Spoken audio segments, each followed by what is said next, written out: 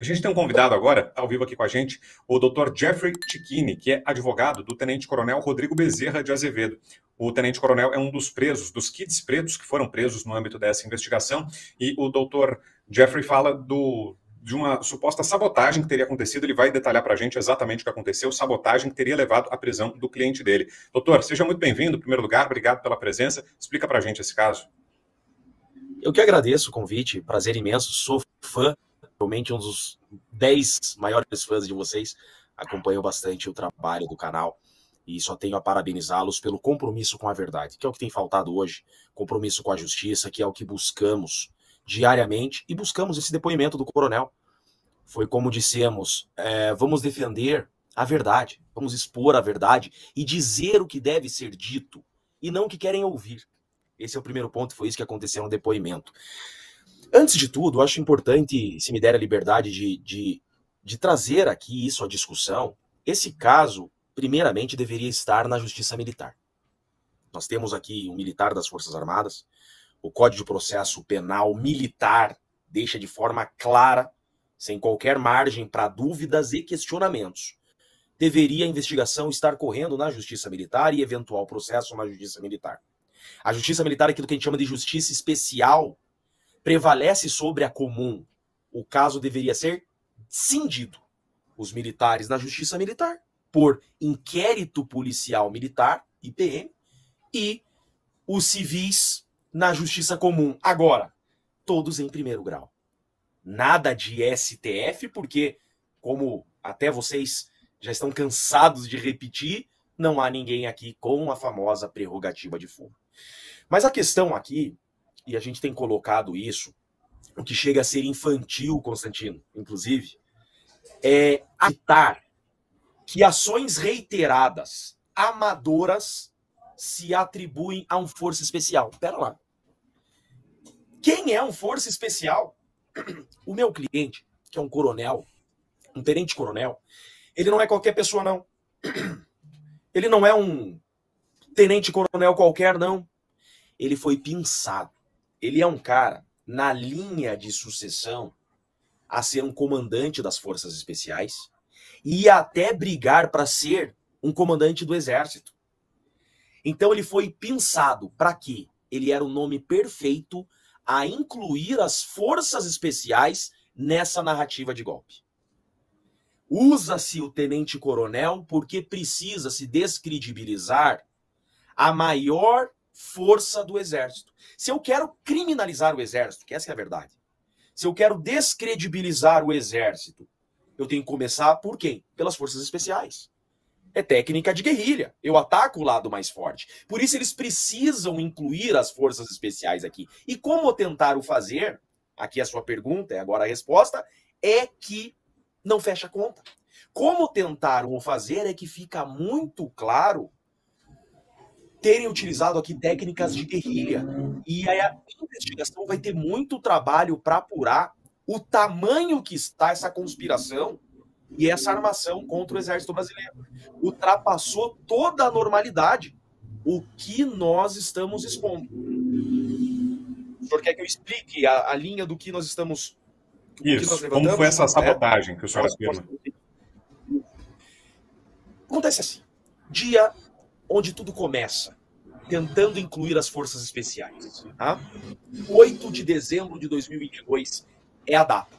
8 de dezembro de 22, tem uma parte da investigação que fala que esse celular e o número foram ativados em Brasília. Há uma outra parte da investigação que fala que esse número e esse aparelho celular foram ativados em Minas Gerais, no interior de Minas Gerais. O coronel Azevedo, que estão tentando atribuir a ele o codinome Brasil, estava em Goiânia no dia 8. Ou seja, tá claro que não foi ele que ativou e não era dele o celular. Esse celular e esse número que são usados pelo codinome Brasil. Do dia 8 ao dia 15, esse celular tem algumas conexões em Brasília. E o coronel Azevedo não vai a Brasília em dezembro. Não tem ele em Brasília. E aí, então, o dia tão falado, que é o dia 15 de dezembro, que esse codinome Brasil estaria, em tese, rodeando aquela residência. Dia 15 de dezembro era o aniversário do Tenente Coronel Azevedo. Simplesmente o aniversário dele, onde ele jantava em Goiânia com a sua família. Então, até aqui, nós temos uma certeza, e não há como ter dúvida disso. Esse celular não se atribui ao Coronel Azevedo. Acontece que esse celular perde o sinal nos próximos dias, e no dia 24, o coronel está trocando de setor. Fim do ano em quartel é muita formatura, baixa a circulação de pessoas em determinados setores, gente saindo de férias, remoção, militar tem muita remoção de estado. Então muda um pouco, final de dezembro, muda a sistemática dos quartéis. Baixa, obviamente, um pouco o controle e a segurança interna. É uma realidade, né? A questão é, o coronel estava na terceira sessão, que é uma sessão mais burocrática do quartel, e ele está numa transição para a SECOP. Para o SECOP. Significa Centro de Coordenação de Operações Especiais. Quem assume esse SECOP já está na linha direto para futuro chefe das Forças Especiais. E ele chega nesse setor SECOP no dia 23 para o dia 24. Aquele celular está como um cavalo de Troia à disposição dele para que ele use. Doutor, vou passar aqui para...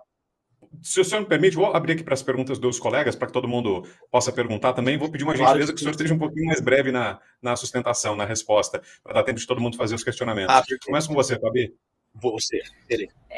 Eu vou fazer igual o ministro, tá? Você não está sendo inquirido ainda. Primeiro, eu acho que... Ainda foi difícil, né? Pois é. Mas sabe que eu fui quase inquirido no quartel. Junto. Então, a gente ainda está nessa fase, né? Só falta trazer agora a guilhotina. Bom, mas brincadeira aqui à parte. Primeiro, eu acho que para a gente ter uma noção de quem é, qual é o papel naquele enredo traçado pela PF do seu cliente especificamente, né? Porque eu li, mas assim, na nossa cabeça, não está nem fazendo sentido para quem realmente está ali. Imagina para quem tentou ler e falou, mas espera, eu nem sabia que existe essa unidade aí de força especial. De verdade, eu não sabia, desconhecia.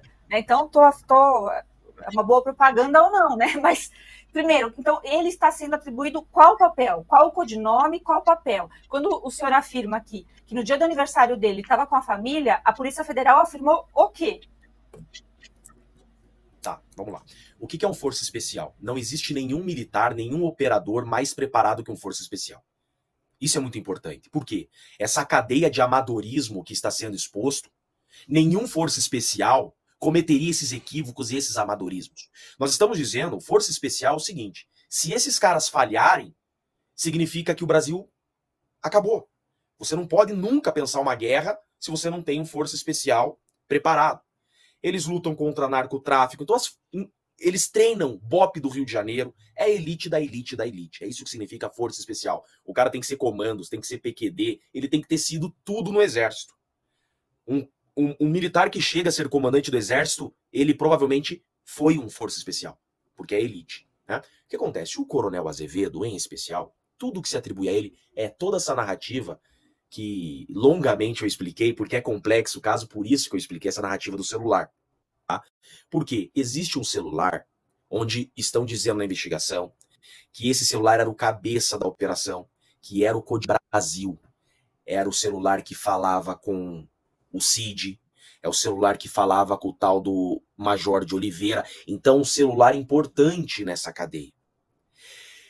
Tá? Então, o celular que foi usado, tá, como um coordenador do suposto golpe.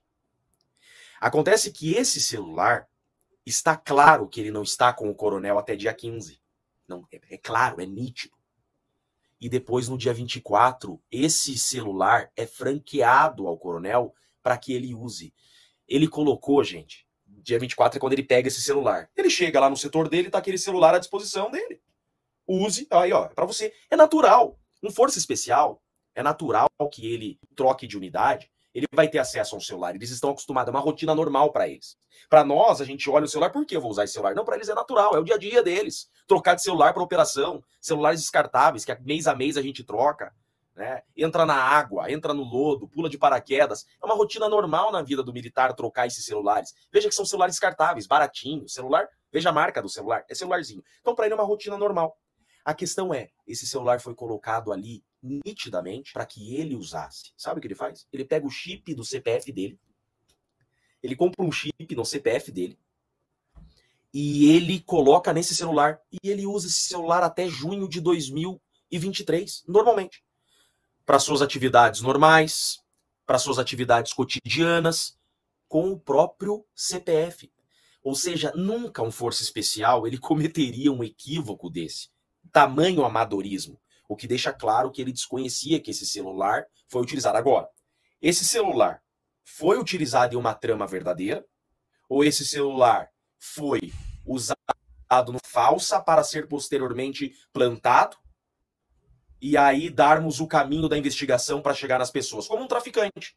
Ó, tá passando um palio recheado de cocaína. Aí a polícia para o palio recheado de cocaína e passa a tonelada com uma carreta. Tá? Porque se chegou muito fácil a isso. Um força especial não cometeria esse erro. Fala, meu amigo. Constantino, sua pergunta.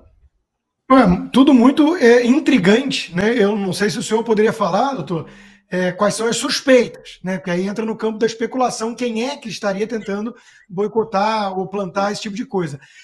Do que o senhor disse, me chama muita atenção a questão do foro. Não só os militares em si, mas o Ramagem dos 37 indiciados é o único com foro especial, no caso está no STF. E outra coisa que me chamou muita atenção no início, a própria velha imprensa noticiou, é que esses kid pretos, né, das forças especiais, eles estavam sob suspeita, essa investigação não é de agora, mas eles foram usados, por exemplo, para a segurança de chefes de Estado. Então, como é que funciona isso? Quer dizer, o governo ia deslocar gente que está sob investigação interna. Não sabiam? Ou como é que funciona isso? Quer dizer, iam botar para cuidar da segurança de chefes de Estado, gente que estava tramando um plano de golpe dentro do Estado brasileiro? É muito confuso para mim. Constantino, sabe que a gente consegue ficar horas aqui, porque tem muita coisa a falar, né? É muito absurdo. Além da prerrogativa de foro, além de deveria estar na justiça militar, além da suposta vítima ser o juiz, eu fiz uma pesquisa. Sabe quando no mundo que uma vítima foi juiz? No século XVII na Inglaterra. Foi a última vez na história do mundo. Então veja, é muito grave o que nós estamos vendo no Brasil. Então, para além de todas essas falhas do devido processo legal, nós temos também essas falhas investigativas como se estivéssemos lidando com um crime organizado, com uma milícia, com terroristas, com estratégias de guerrilha, que é exatamente o que aconteceu. Então, veja, Constantino, que se você olha a cadeia de imputações, elas são muito semelhantes. Um plano que foi impresso numa impressora dentro do Planalto. Como que é? Do discurso do golpe que foi encontrado no PL. Agora, o celular que o tenente-coronel das Forças Especiais, aí ele foi franqueado para que ele usasse no trabalho. Ele foi para o Rio de Janeiro em operações, colocou o chip no CPF. Então, que a cadeia está se repetindo. O modus operandi de plantar essas provas é que está causando estranheza. E agora eu percebo que a investigação tem que ter um outro norte. Deve a investigação séria buscar todas as frentes. Agora eles têm que investigar. Pera lá, será que não tem alguém plantando? E daí a tua pergunta, quem estaria plantando? Quem não gosta das Forças Armadas. A quem interessa com a narrativa de golpe. Com toda certeza. É a essas pessoas que importam. Para mim tá bem claro que querem descredibilizar as Forças Armadas. Tá muito claro. E para isso eu preciso cobrar pelas Forças Especiais. Se você olha os países vizinhos que sofrem o que nós tememos sofrer, já descredibilizaram suas Forças Armadas em algum momento. E exatamente é isso que nós estamos vivendo. Eu estou muito convicto disso. que estão usando o nome Forças Especiais para descredibilizar o Exército e criminalizar o Exército. É sim uma sabotagem, é gente que sabe o que está fazendo, é gente com tática de guerrilha e que nós sabemos que são capazes. Tá? Em hipótese alguma, Força Especial teria cometido esses equívocos. Eu afirmo aqui, se um Força Especial quisesse fazer o que estão imputando, teria sido feito com muita facilidade. E tá? Eu afirmo a vocês, se um Força Especial quisesse fazer, fazia a 1 quilômetro de distância. Sim. Serrão, mais uma pergunta. Uma pergunta de resposta nada fácil, Dr. Jeffrey. Como é que você está vendo essa suposta omissão, ou vamos falar o silêncio muito obsequioso, do comando do Exército e do próprio Superior Tribunal Militar ou do Ministério Público Militar, que deveria estar tratando diretamente dessa ação? Por que eles não estão cuidando? Por que não houve essa separação entre o crime militar, que tem que ser apurado no lugar certo, e o inquérito que está lá no Supremo Tribunal Federal? Ótima pergunta, muito interessante tua pergunta, e eu tenho uma resposta. Nós vivemos hoje uma falência institucional. Uma falência. Eu começo fazendo uma culpa, meia culpa. Os juristas, a comunidade jurídica que berrava na Lava Jato. Lembra da Lava Jato? Eu lembro. Eu atuei na Lava Jato. E artigos eram escritos todos os dias. Livros eram escritos todos os dias. Congressos eram feitos. Foi a época que mais se teve congresso de processo penal. E se defendia as garantias. E o Sérgio Moro tem uma competência universal. Esses mesmos juristas hoje desapareceram. Caras que têm livros escritos. O que nós estamos vivendo hoje com essa competência universal do STF é muito mais grave que a Lava Jato. É muito pior do que se viu lá. E, inclusive, tem jurista tentando defender isso. Isso é a falência do Estado brasileiro. Isso é a falência. Se a comunidade jurídica não tem coragem, não tem vergonha na cara, é isso que eu falo, né? Ou porque o inimigo é comum, isso é a falência. Os tribunais militares, né? O Tribunal Militar, esse silêncio, o Tribunal Militar deveria, certamente, né? O Ministério Público Militar, né? É que deveria tomar essa iniciativa. O Judiciário não poderia o fazer. Tá? O STM não poderia se manifestar. Agora, o Ministério Público tinha que avocar isso. Pera lá, existe uma lei clara que diz que a competência é nossa. Então, isso demonstra uma falência. E parece-me que jogaram literalmente a toalha. Né? Está tudo perdido. Me parece que o Brasil se rendeu. Os juristas se renderam, né? Uma parte dos juristas que são contra o que está acontecendo se renderam porque tem medo. Outra parte, que deve ser 99%, é porque são vermelhos, né, estão comemorando. Né, e desse jeito está passando toda essa carruagem. E quem é servidor público que depende do Estado para pagar boleto, não tem coragem de enfrentar o sistema porque vai perder o emprego. Então, estamos acabados. Comunidade jurídica é vermelha, servidores públicos têm medo de perder o emprego. Então, há o que seja feito. Assista também o Bradock Show ao vivo. Doutor, quero agradecê-lo muito, viu, mais uma vez, pela presença aqui, por esse depoimento, e fica aqui o nosso desejo de um bom trabalho, boa sorte por aí. Obrigado pela entrevista. Eu que agradeço, estamos sempre à disposição e não vamos deixar de lutar pela justiça, vamos continuar lutando para provar tudo isso que afirmamos aqui.